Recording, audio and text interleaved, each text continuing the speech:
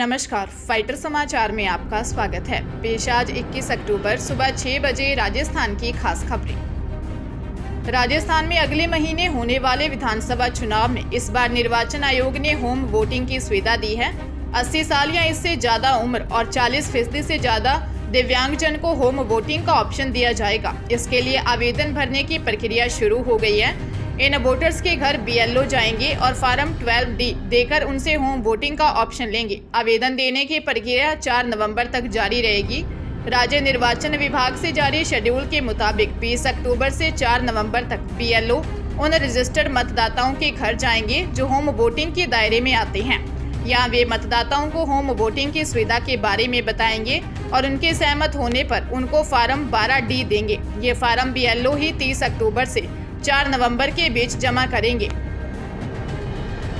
श्रीगंगानगर जिले में नाबालिगा का अपहरण कर उसके साथ दुष्कर्म करने के मामले में पोक्सो कोर्ट के न्यायाधीश अरुण कुमार अग्रवाल ने युवक को दोषी करार देते हुए 10 साल के कठोर कारावास से दंडित किया है।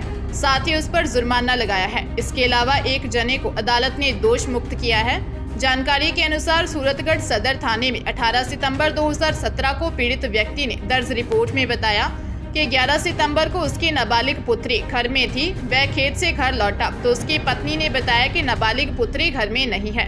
व्यक्ति ने रिपोर्ट में नजर अली पर उसकी पुत्री को भगाने का शक जाहिर किया।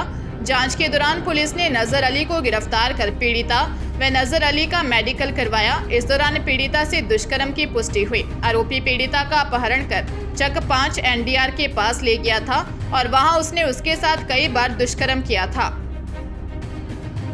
विधानसभा चुनाव के लिए कांग्रेस भाजपा में टिकट फाइनल होने की घड़ियां नजदीक आने के साथ ही दोनों दलों में दल बदल का सिलसिला भी तेज हो रहा है।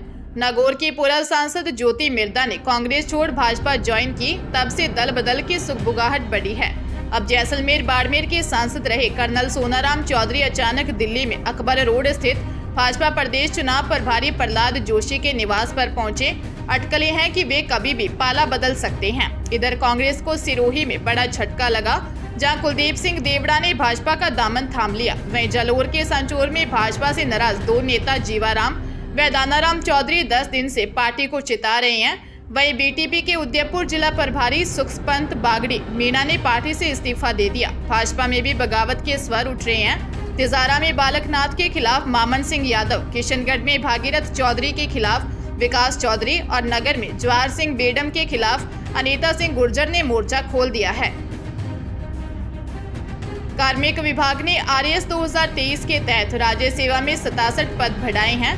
अब RAS भर्ती 972 पदों पर होगी। इसकी अधिसूचना जारी कर दी गई है। सचिव रामनिवास मेहता ने बताया कि पहले राज्य सेवा के तहत 424 पद थे।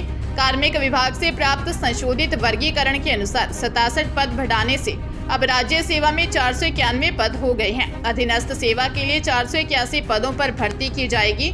मालूम हो कि RAS प्रारंभिक परीक्षा बीती 1 अक्टूबर को करवाई गई थी। RAS के 67 पद, RPS के 60 पद, लेखा सेवा के 130, राज्य बीमा सेवा के 14, उद्योग सेवा के 11, सहकारी सेवा के 46, खाद्य एवं नागरिक रसद सेवा 1, श्रम कल्याण सेवा 13, परिवहन सेवा 10, समेकित बाल विकास सेवाएं 55, कारागार सेवा 8, नियोजन सेवा 3, आबकारी निरोधक सेवा 1, अल्पसंख्यक मामलात सेवा के 3 पद हैं। अब राजस्थान वाणिज्यिक कर सेवा के 67 पद शामिल किए गए हैं। अबोहर में सितंबर 2022 को व्यक्ति की हत्या के मामले में कोर्ट ने 2 आरोपियों को उम्र कैद की सजा सुनाई है। फाजिलका की न्यायाधीश जतिंदर कौर ने उम्र कैद का फैसला सुनाया है। जानकारी के अनुसार आर्यनगर निवासी रवि कुमार ने अपने घर के सामने बैठकर ताश खेल रहे अमन कुमार व कबाड़ी उर्फ राहुल को वहां ताश खेलने से मना किया तो उक्त युवक ने रवि कुमार पर जानलेवा हमला कर गंभीर घायल कर दिया, जिससे मौके पर ही उसकी मौत हो गई। मृतक की मौसी के बेटे के बयानों के आधार पर CT2 पुलिस ने उक्त हत्यारों के खिलाफ मुकदमा दर्ज कर 3 सितंबर 2022 को अदालत में पेश किया था। उक्त मामले की सुनवाई पूरी होने के बाद न्यायाधीश ने दोनों हत्यारों को आजीवन कारावास की सजा सुनाई है। त्योहारों का मौसम शुरू हो चुका है। अक्टूबर महीने के आने वाले 11 दिनों में दुर्गा पूजा, दशहरे की धूम रहेगी। इस मौके पर अलग अलग राज्यों में अलग अलग दिन बैंकों में छुट्टी है। दुर्गा पूजा पर कई राज्यों में 25, 26 और 27 अक्टूबर तक बैंक बंद रहेंगे। आरबीआई की ओर से जारी छुट्टियों के कैलेंडर के अनुसार 23 और 24 अक्टूबर को दशहरे की छुट्टी है। इसके अलावा अक्टूबर के बचे 10 दिनों में लक्ष्मी पूजा और सरदार वल्लभ भाई पटेल की जयंती पर भी बैंक बंद रहेंगे।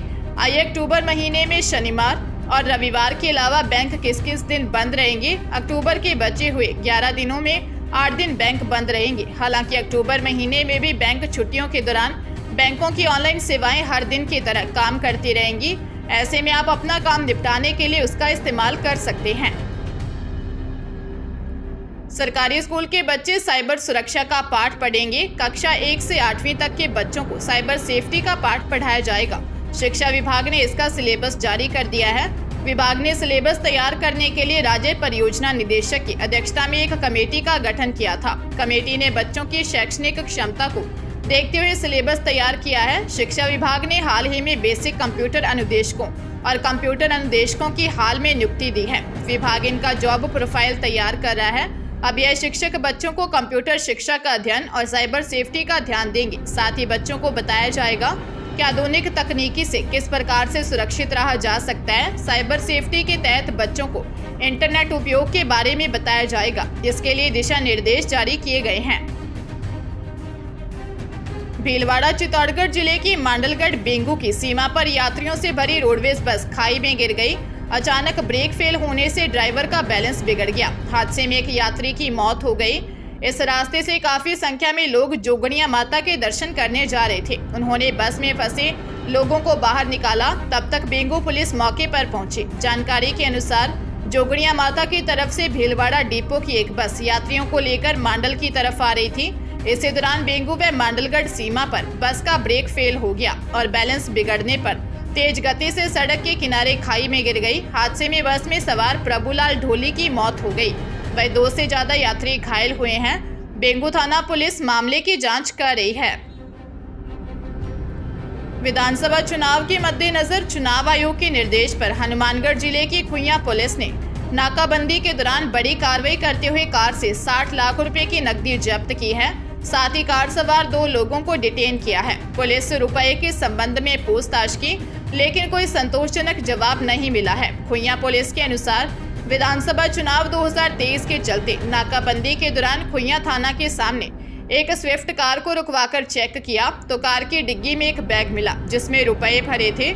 इस बारे में कार चालक 32 वर्षीय दिनेश कुमार जाति यादव निवासी भोजासर भादरा और 59 वर्षीय हरप्रीत सिंह जट निवासी ढाणी प्रेमनगर बरवाला जिला हिसार हरियाणा को रुपयों के बारे में पूछा तो कोई संतोषजनक जवाब नहीं दिया। पुलिस ने नकदी को डिटेन कर आयकर विभाग को सूचित कर दिया है। अजमेर के गेगल थाना क्षेत्र में रहने वाले एक नाबालिग से गैंगरेप के आरोप में पुलिस ने मामला दर्ज किया है।